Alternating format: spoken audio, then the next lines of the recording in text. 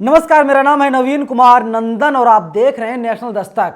कर्नाटक विधानसभा चुनाव की तारीखों का ऐलान हो गया है। ऐलान होते ही कांग्रेस पार्टी और भारतीय जनता पार्टी की सरगर्मियां लगातार बढ़ती हुई दिखाई दे रही हैं। यहां पर 10 मई को मतदान होगा और 13 मई को नतीजे आएंगे। किसकी सरकार बनेगी, सबके मन में यही सवाल लगातार घर कर रहा है। हर कोई यही सवाल पूछ रहा है, क्या बसवराज बोम्मई साहब इस बार चले जाएंगे, उनकी विदाई हो जाएगी। लेकिन उसके पहले तमाम ऐसे फैक्टर हैं जिसको जानना आपके लिए बहुत जरूरी है। देखिए, एबीपी न्यूज ने खबर चलाई है, कर्नाटक में मुस्लिम को मिला 4% आरक्षण खत्म। मैसूर के राजा ने 100 साल पहले इस मुद्दे पर क्या फैसला लिया था, यानी किस तरीके से कर्नाटक जो था केंद्र बना हुआ था। हिजाब मामला कर्नाटक से शुरू हुआ था और मुसलमानों को जो आरक्षण मिला था उस आरक्षण को भारतीय जनता पार्टी की सरकार ने खत्म कर दिया कर्नाटक में। ये मैं आपको बता रहा हूं, एक खबर एबीपी न्यूज ने छापी है। आप सोचिए, हमारे देश में किस तरीके से हिंदू और मुसलमान की राजनीति लगातार हो रही है। भारतीय जनता पार्टी कहती है सबका साथ, सबका विकास, सबका विश्वास।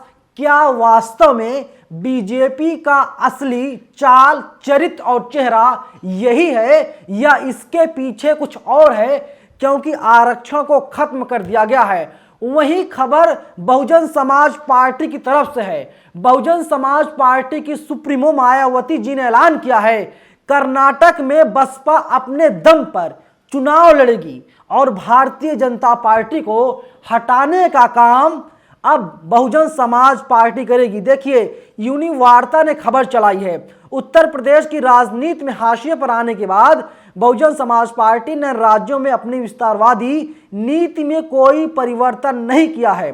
दलित पिछड़ों की राजनीति करने वाली बसपा ने यूपी, पंजाब और उत्तराखंड में असफलता के बाद अब कर्नाटक में आगामी विधानसभा चुनाव में अकेले दम पर लड़ने का ऐलान किया है। मायावती ने ट्वीट किया और उन्होंने लिखा, कर्नाटक राज्य में विधानसभा के लिए अतिशीघ्र, यानी कुछ दिन पहले का ट्वीट है, होने वाले आम चुनाव में बीएसपी अकेले ही अपने बलबूते पर चुनाव लड़ेगी, जिसकी तैयारी के संबंध में राज्य के वरिष्ठ व जिम्मेदार लोगों के साथ दिल्ली में आज बैठक हुई और बैठक में लगभग 60% उम्मीदवारों के नामों को अंतिम रूप दे दिया गया है। यानी प्रत्याशियों की भी घोषणा बहुजन समाज पार्टी के द्वारा कर दी गई। हालांकि जो लिस्ट है अभी तक वो लिस्ट बाहर नहीं आई है।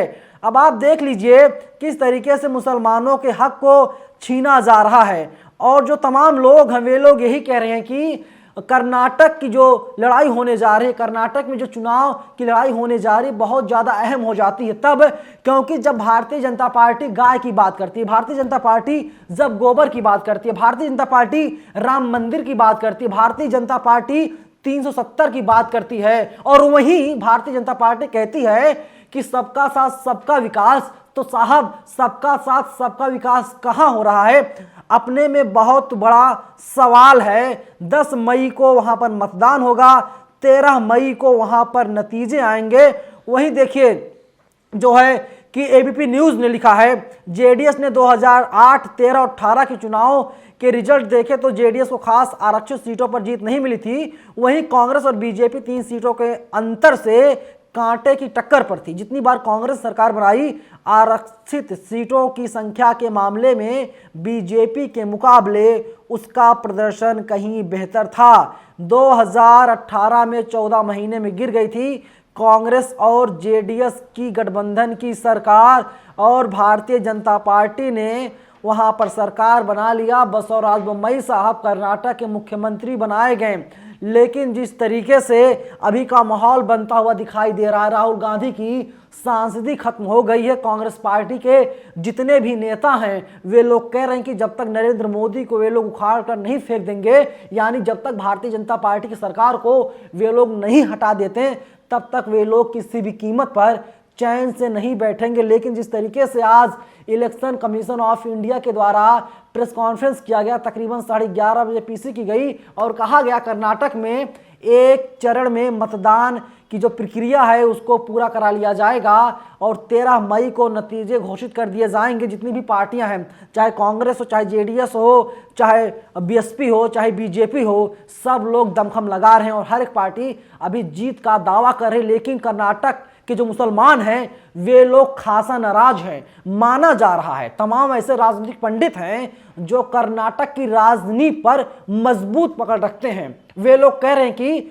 जो मुसलमान समाज बीजेपी से काफी नाराज है, वे लोग बहुजन समाज पार्टी में जाएंगे और बहुजन समाज पार्टी को चुनाव जिताने की कोशिश करेंगे, क्योंकि मायावती ने पहले ऐलान कर दिया है कि बहुजन समाज पार्टी कर्नाटक में अकेले ही चुनाव लड़ेगी। लेकिन कौन जीतेगा कौन हारेगा ये तो आने वाला वक्त बताएगा। हमको और आपको सभी को 13 मई तक इंतजार करना होगा। लेकिन जिस तरीके से जितनी पार्टियां हैं अपनी वहां पर बिसात बिछा रही हैं, जो वहां पर मेहनत कर रही हैं, अब तो चुनाव की तारीखों का ऐलान भी हो गया है। सरगर्मियां लगातार बढ़ती हुई दिखाई दे रही हैं और माना जा रहा है तमाम जो राजनीतिक पंडित हैं वे लोग कह रहे हैं कि कर्नाटक की जनता इस बार जो है बदलाव चाहती है। बदलाव इसीलिए चाहती है, कर्नाटक का जिस तरीके से विकास होना चाहिए था उस तरीके से विकास नहीं हो पाया है।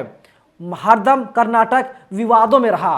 हिजाब मामला कहां से आया था साहब? कर्नाटक से आया था। वो मामला जो है अभी तक सुप्रीम कोर्ट में लटका हुआ है। 13 तारीख का इंतजार करना होगा, 13 मई का। आपको क्या लगता है कौन सी पार्टी चुनाव जीत रही है? आप लोग कमेंट बॉक्स में हमें जरूर बता सकते हैं। अगर आप कर्नाटक से देख रहे हैं वीडियो तो आप लोग बताइएगा कर्नाटक में किसकी बयार बह रही है। धन्यवाद।